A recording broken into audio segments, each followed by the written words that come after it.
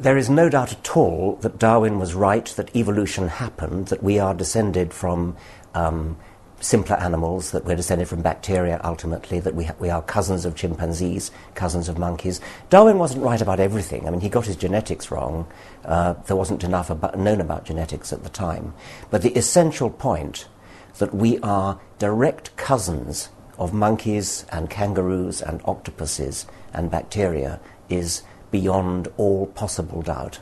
If you look at the way animals are dispersed on islands, on continents, they are in exactly the places you'd expect them to be if evolution had happened. Why are the islands around South America populated by animals that are South American except with minor variations? It's exactly the way you'd expect if animals occasionally drift across from the continent to an island and then start evolving, start changing once they get there.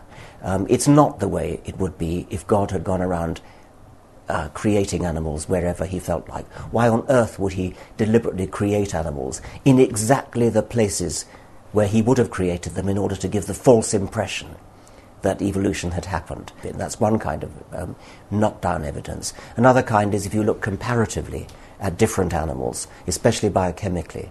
If you look at molecules in and how they differ from animal to animal, or from plant to plant for that matter, you find a hierarchical pattern of resemblance which only makes sense if you assume that it's a family tree. What we're looking at here is a pedigree.